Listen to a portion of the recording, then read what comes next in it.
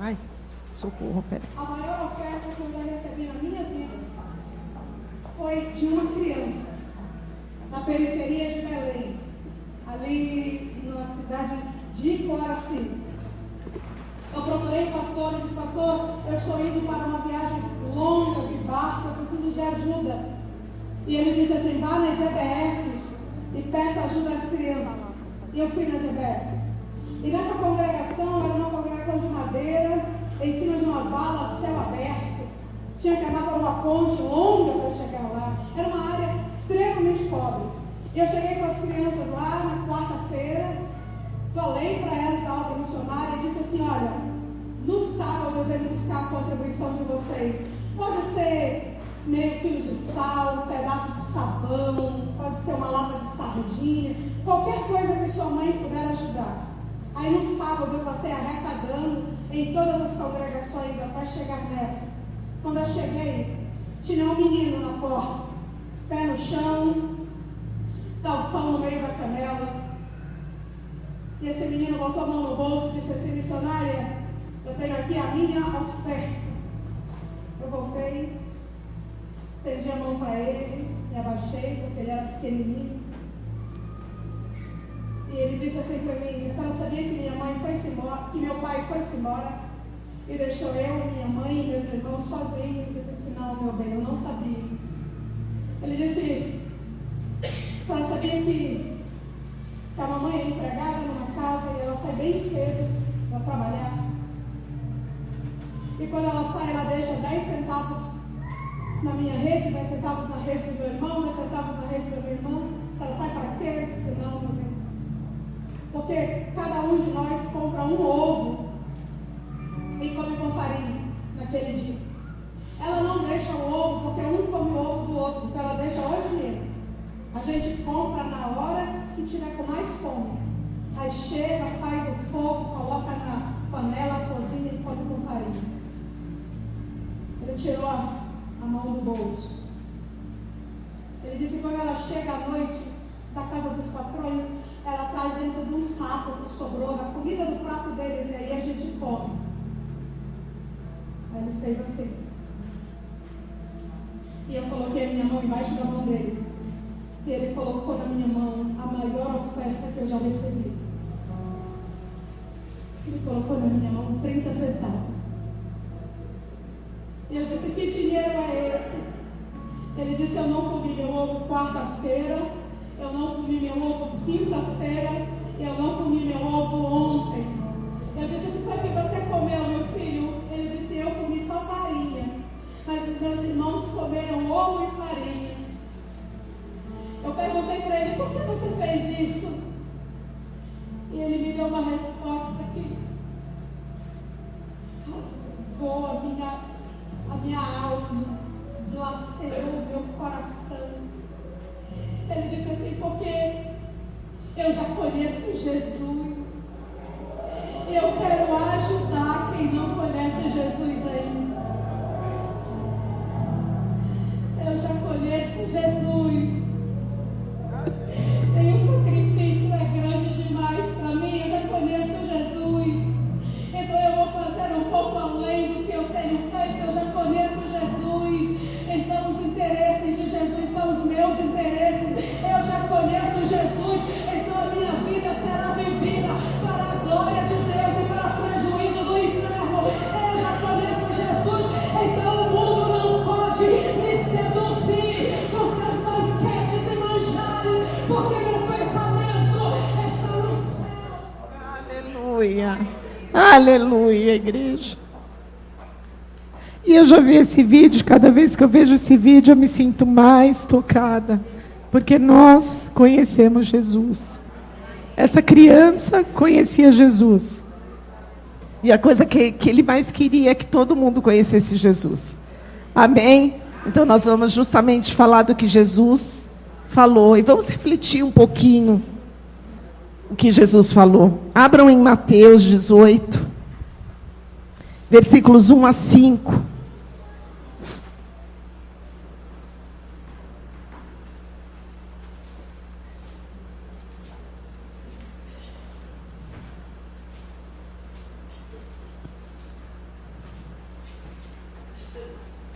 Mateus 18, versículos 1 a 5.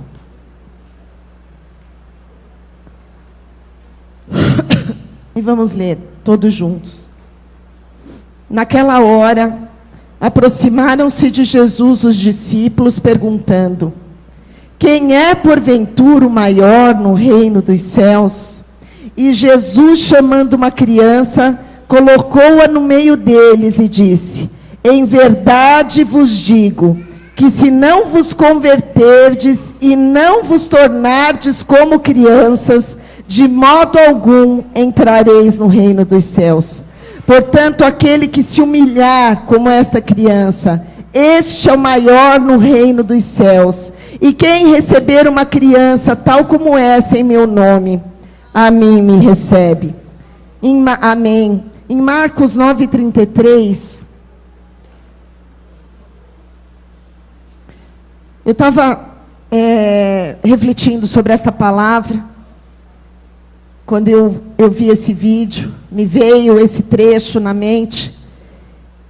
E aqui a palavra de Deus diz assim, que naquela hora aproximaram-se de Jesus os discípulos perguntando: quem é porventura o maior no reino dos céus? O diabo, quando tentou a Jesus, e quando ele nos tenta, quando ele tenta o homem, é sempre pelos dois maiores pilares dessa humanidade, é poder e riqueza. Quando o diabo falou para Jesus assim: olha, você não é filho de Deus? Então, você não está com fome? 40 dias sem comer? Então você pede para os anjos te trazerem pão, transforma essas pedras em pão e come. Quando ele falou assim, colocou no pináculo do templo: manda os teus anjos te segurarem, você não é filho de Deus? Ele estava tentando Jesus com poder, porque realmente Jesus era filho de Deus, é filho de Deus. E quando ele falou assim, quando ele mostrou toda as cidades, toda a riqueza da terra, e falou: olha, se prostrado me adorares, eu te darei tudo isso daqui. Jesus falou: arreda de mim, Satanás, porque o meu Deus é o meu Deus, e eu não vou, só a Ele eu tenho que prestar culto e honra. Amém? Então, desde o início, Satanás, o que ele faz? Ele tenta com poder e com riqueza. O homem normalmente cai com poder ou com a riqueza. E aí aqui os discípulos, você vê os discípulos, eu estava refletindo. Jesus já tinha recebido o Espírito Santo. Jesus já tinha sido tentado. Jesus estava no seu ministério, no auge, apregoando, libertando, orando pelos enfermos, abençoando as pessoas, curando, falando do Evangelho, fazendo grandes milagres. E aqui os discípulos estavam entre si se perguntando quem seria o maior no reino dos céus. Marcos, no Evangelho de Marcos, isso é bem mais explicitado. Eu vou ler para vocês Marcos 9:33. Marcos 9:33 diz o seguinte: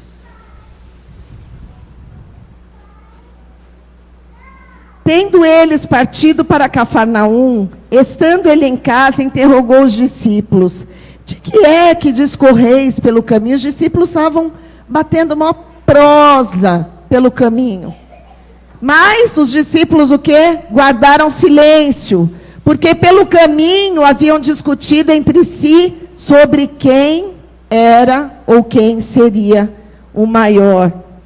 E ele, assentando-se, chamou os 12 e lhe disse: se alguém quer ser o primeiro, será o último, o servo de todos. E trazendo uma criança, colocou-a no meio deles e tomando-a nos braços, lhe disse: qualquer que receber uma criança tal como esta em meu nome, a mim me recebe. Aí Marcos 13, 10, 13 a 16, ainda diz assim: então lhe trouxeram algumas crianças para que as tocasse, mas os discípulos os repreendiam. Jesus, porém, vendo isso, indignou-se e disse: deixai vir a mim os pequeninos, não os embaraceis, porque dos tais é o reino de Deus. Porque será a igreja que Jesus fala tanto que nós temos que ser como crianças para herdarmos o reino de Deus? Porque a criança é totalmente dependente dos pais. A criança tem uma entrega absoluta. A criança, quando o pai diz, você tem que fazer isso, ela obedece, ela faz. Quando a criança tem necessidade, para onde que ela corre, igreja? Para os pais. Para pedir, mãe, estou com fome, pai, estou com fome. Quando a criança tem medo, para onde que ela vai? Para os pais. Por que que Jesus fala para os discípulos, olha, vocês estão aí, estão vendo os meus milagres, estão vendo as coisas que eu estou fazendo, mas ainda estão muito enraizados nas coisas do mundo, nas coisas que não são, nas coisas que não vão levar para a eternidade. Vocês precisam ser como crianças, crianças de entrega total e absoluta a Deus. Amém? Esse mundo é um mundo muito perverso, é um mundo muito traiçoeiro, é um mundo que traz muitas coisas, que faz as mentes devagarem no que tem que fazer. São tantas coisas, tantas atividades, tanto trabalho, tanto tudo. Mas Jesus está nos chamando, igreja, para a gente se render aos pés dele. Para a gente se render, mas não de qualquer jeito. Para a gente se render de uma forma absoluta, de uma forma que realmente ele possa nos levar. Clarinha, vem aqui para mim, por favor. Eu sempre dou esse exemplo porque eu acho que é muito bacana. Ó, eu vou falar uma coisa aqui para você. Você vai lá na sua mãe, você dá um beijo nela. Depois você volta aqui, tá bom? Faz isso daí para mim.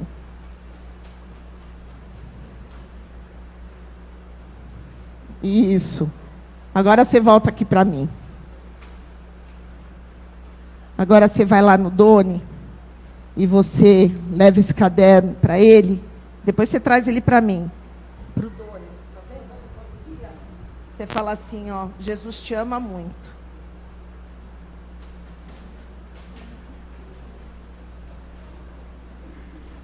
Aí você vai ali no Ricardo e fala assim, Ricardo, eu quero te dar um abraço, porque esse abraço é o que Jesus está te dando hoje.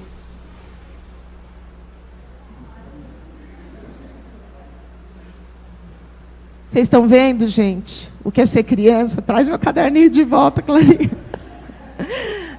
Obrigada, meu amor. Obrigada, dá um beijo.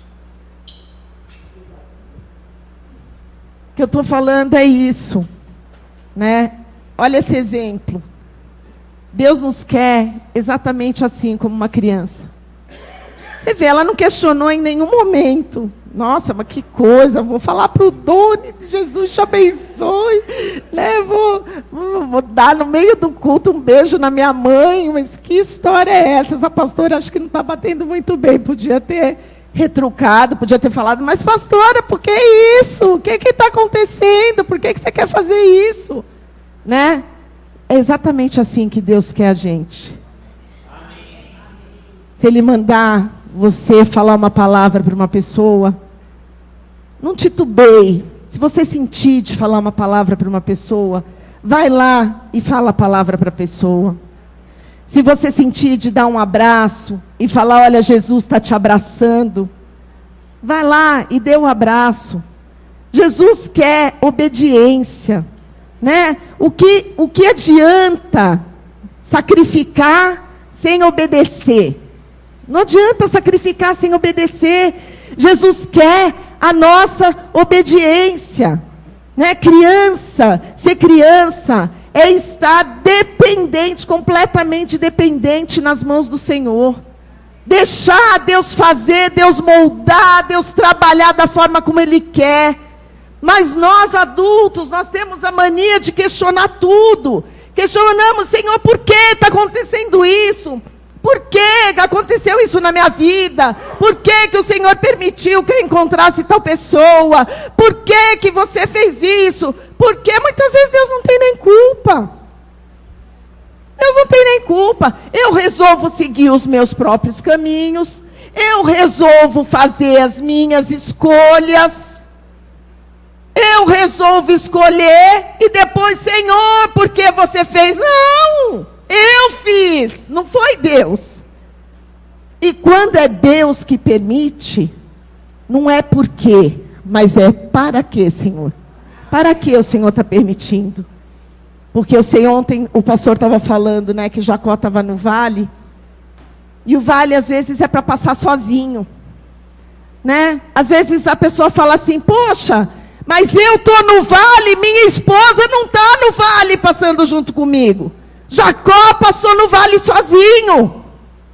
Porque ele precisava de uma libertação. Ele precisava de um toque. Ele precisava ser chamado de Israel. Ele precisava construir a nação de Israel, para que o plano de Deus fosse consumado ali na frente.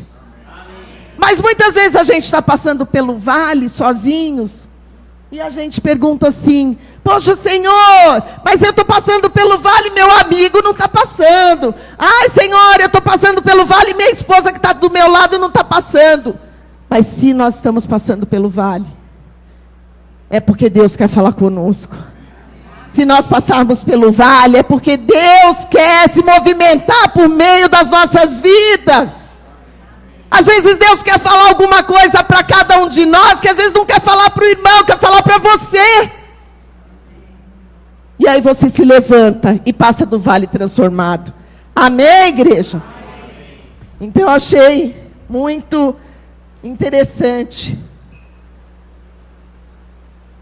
Porque os discípulos, eles realmente, eles estavam ali com Jesus. Eles viam os milagres de Jesus, eles faziam a obra de Jesus, mas eles precisavam de algo mais. Eles precisavam sentir um algo mais, porque estava conversando com o pastor Hélio essa semana, e a gente estava falando assim que o grande erro, às vezes, das pessoas, porque a Rafaela pegou um Uber, e o Uber era com um cara super bacana. Mas ele tinha sido da Assembleia de Deus, ele veio contando testemunho para ela. Que ele era da Assembleia de Deus, e que ele tinha dom de revelação, tinha dom disso, dom daquilo. E que ele era uma pessoa de liderança na igreja, não sei o quê. E de repente, ele se afastou da igreja. E ele ficou 8 anos fora da igreja, agora que está retomando da igreja. E a gente vinha conversando sobre isso, né? Eu e o pastor Hélio falando, nossa, o que faz... Né, uma pessoa, às vezes, que tem dons, que tem dom de revelação, que às vezes está numa liderança, e, de repente, se afastar de Deus, não sentir mais a Deus, ou não. E a gente vinha conversando sobre isso. E por quê? Porque nós não temos luz própria. Essa que é a grande diferença. Às vezes, nós achamos que, porque nós temos dons, porque Deus dá isso, dá um dom de revelação, ou dá um dom de profecia, ou dá um dom de cura, ou dá um dom de alguma coisa, mas nós não temos luz própria. A gente tem que reconhecer que a luz que está em nós não vem de nós mesmos, mas a luz que está em nós vem do nosso Senhor Jesus Cristo.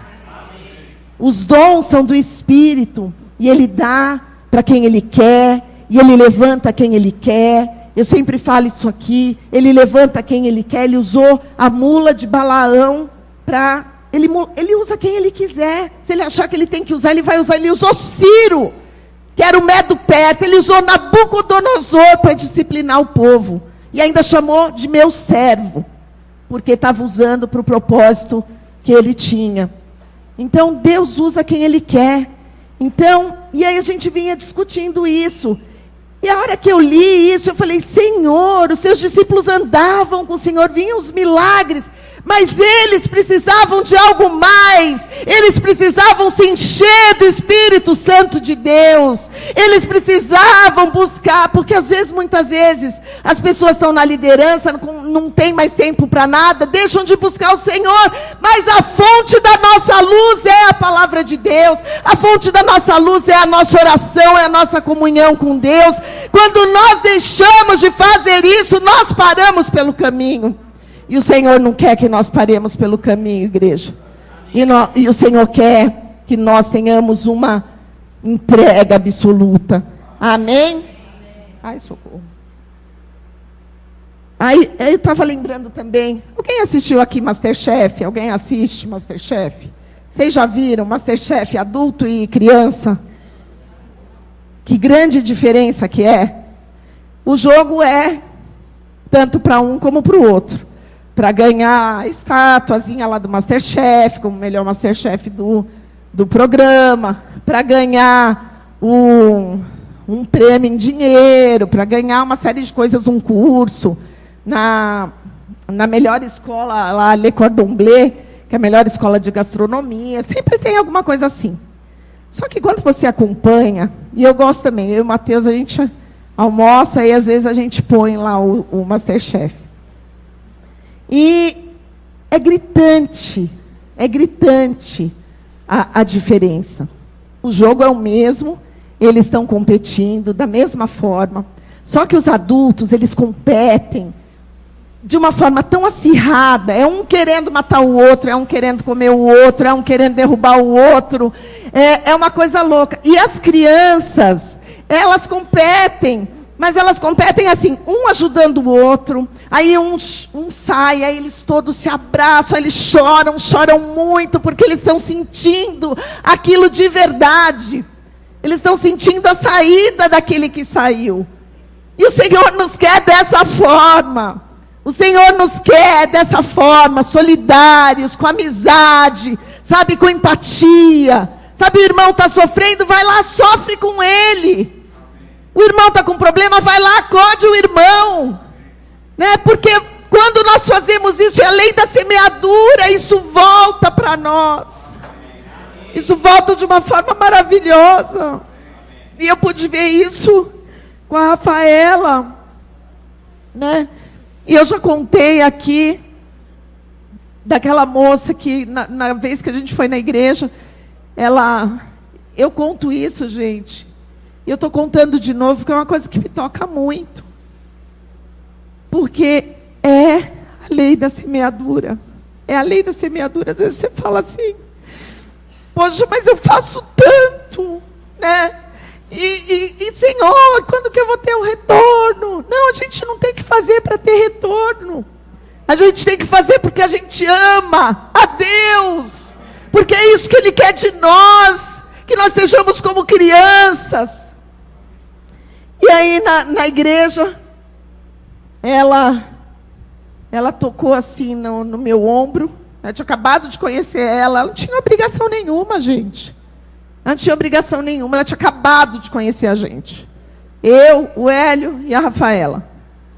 Ela tocou assim no meu ombro, olhou bem nos meus olhos e falou assim: Ana Paula, vá em paz para o Brasil, porque eu vou cuidar da Rafaela para você.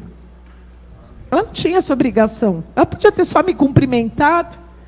Mas eu senti naquele momento Deus falando assim para mim: olha, não é em vão que vocês fazem. Vocês estão lá ajudando muita gente, mas eu estou levantando uma pessoa que vocês nunca viram na vida para ajudar vocês. Então é muito bom servir um Deus desse, igreja. É muito bom servir um Deus desse. Quando a Rafaela realmente ficou doente lá, e ela mandou uma foto da garganta dela, que eu quase desmaiei aqui, toda cheia de placa, de pus, assim, umas coisas absurdas. Essa moça me ligou, falou: Ana Paula, eu não falei para você que eu ia cuidar dela? Fica tranquila. Eu vou levar a Rafaela no hospital e para ela pegar um antibiótico. E só que o hospital, gente, não era pertinho. O hospital era em outro município, 30 minutos depois. Quer dizer, ela largou os filhos dela, que são pequenos, largou o marido, era um domingo, tinha acabado de voltar da igreja. Ela passou, pegou a Rafaela e levou. Ficou com ela e me postava foto, aí me mandava vídeo, né, delas duas. Ah, agora está na triagem, agora já passou, foi super rápido, não sei o quê. Levou, trouxe a Rafaela, era 30 minutos da cidade de onde elas viviam. Mas por quê? Porque quando a gente faz aqui, volta, né? Nós não fazemos aqui porque ganhamos dinheiro, porque não ganhamos dinheiro. Nós não fazemos a obra de Deus porque por causa de título, porque isso nunca significou nada para nenhum de nós. Sempre trabalhamos e sempre vamos trabalhar se a gente estiver numa igrejinha lá nos confins da terra, sentados no banco. Nós vamos trabalhar para o Senhor da mesma forma que nós fazemos aqui na igreja. Porque quando nós fazemos, é o amor de Jesus que nos faz fazer, que nos faz correr atrás das coisas de Deus. E Deus vê todas essas coisas. Então ele estava chamando a atenção dos discípulos. Por que Jesus falou justo das crianças, logo depois que os discípulos estavam ali naquela coisa, quem vai ser o maior? Olha, quem vai ser o maior no reino dos céus? Aí será que é Pedro? Nossa, será que é João? Será que é... Quem vai ser o maior? Jesus falou, vocês não sabem de nada. Vocês estão aqui comigo, rodando, vendo os milagres, vendo todas as coisas. Vocês estão perguntando quem vai ser o maior no reino de Deus. Vocês não sabem de nada. Vocês têm que ser como crianças. E a criança é tudo isso que simboliza. Amém, igreja? Amém. Aí lá em Provérbios 29:15, eu vou ler para vocês.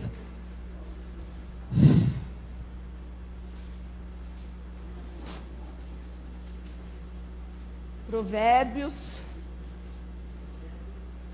depois de Salmos, Provérbios 29:15, diz assim: a vara e a disciplina dão sabedoria, mas a criança entregue a si mesma vem a envergonhar a sua mãe. A vara e a disciplina dão sabedoria, mas a criança entregue a si mesma vem envergonhar a sua mãe. Por que Salomão, que foi considerado o rei mais sábio da face da terra, falou isso? Porque o amor, eu vou voltar a falar isso, amor não é só permissividade, passar a mão, é tudo muito bem. Tem uma teologia nova aí, que diz que você só pode usar, só pode olhar para o amor de Jesus, para o amor de Jesus. Só que Jesus, quando ele tinha que falar para os fariseus, bando de sepulcro caiado, conserta a sua vida, ele falava. Quando ele tinha que se calar, ele se calava. Quando ele chegou no templo e viu os mercadores e saiu derrubando tudo, expulsando os mercadores do templo, ele também fez.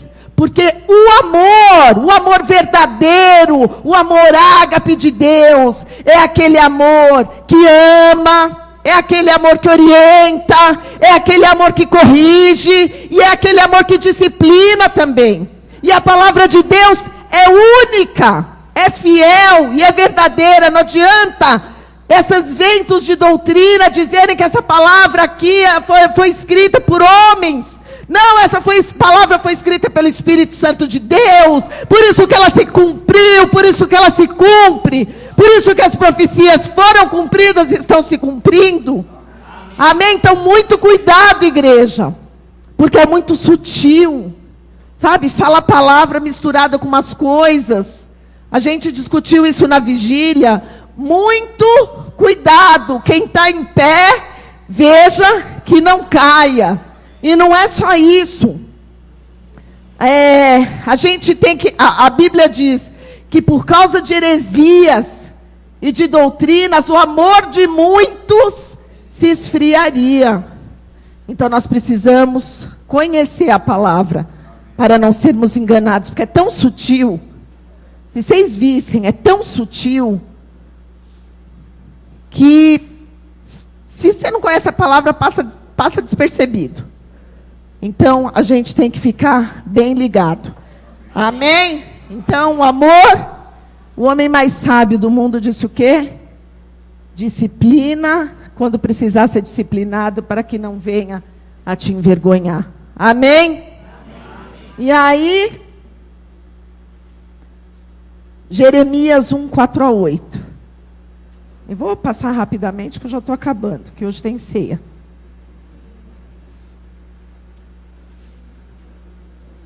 Depois de Isaías, Jeremias 1, 4-8.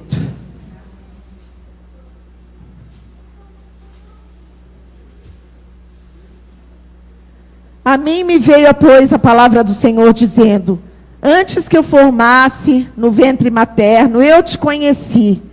E antes que saísses da madre, te consagrei e te constituí profeta às nações.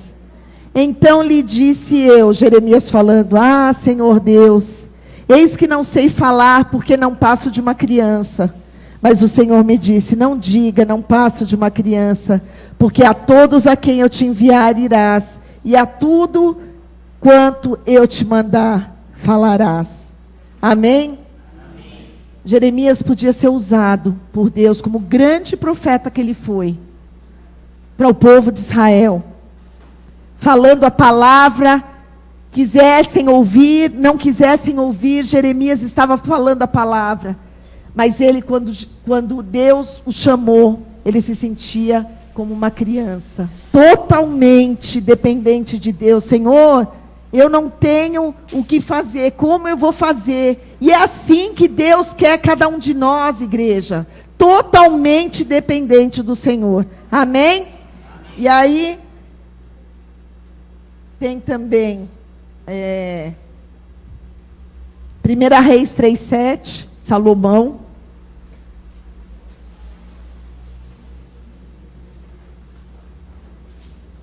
Primeira Reis 3:7.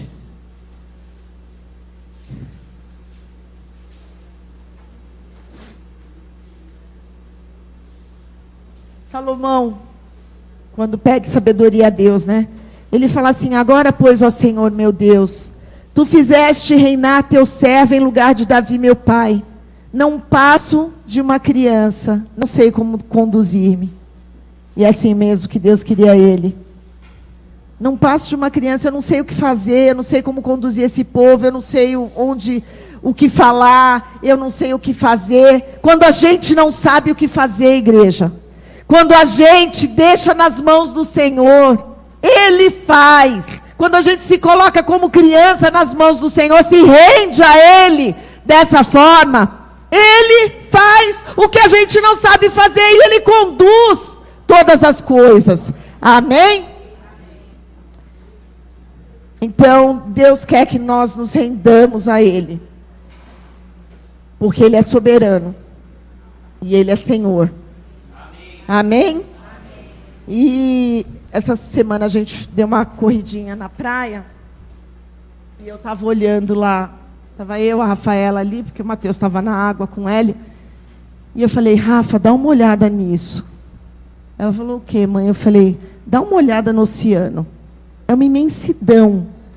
E é líquido, né? Que é uma coisa que se espalha com a maior facilidade. Derruba um copo d'água aqui, vai molhar tudo, vai espalhar com a maior facilidade. Aí eu falei: filha, olha, porque a gente tem que confiar muito em Deus.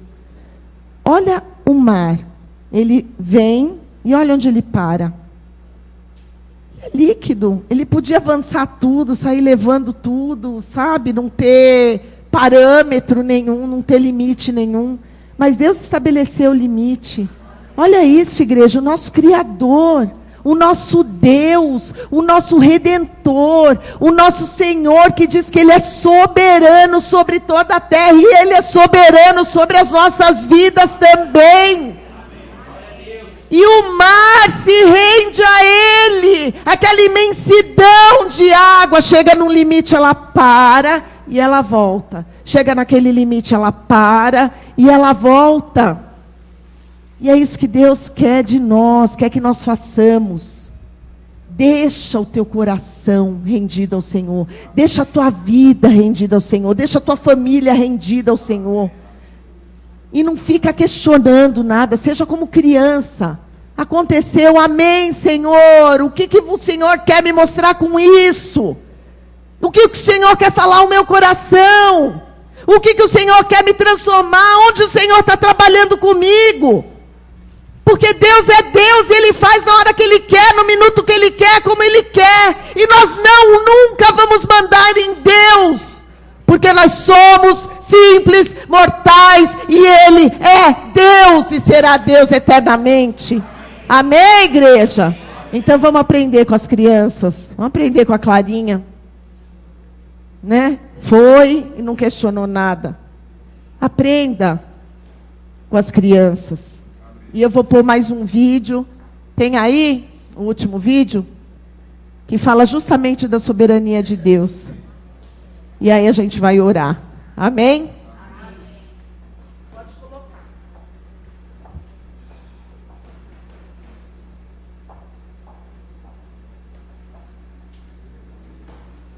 Igreja, a mensagem que eu quis passar hoje. Nós não adoramos pelo que Ele faz, nós o adoramos pelo que Ele é. E quem adora o Senhor pelo que Ele é, adora como uma criança, que tanto Jesus falou, que se rende aos pés do Senhor e deixa Ele fazer conforme Ele quer. Se for do jeito que você quer, você não está sendo uma criança, você está sendo um adulto. Seja uma criança aos pés do Senhor. Deixa Ele fazer do jeito que Ele quer. Não fique olhando, nem no vale, nem fora do vale. Diga para o Senhor, eu me rendo aos teus pés. Amém? Então vamos orar, vamos levantar e orar.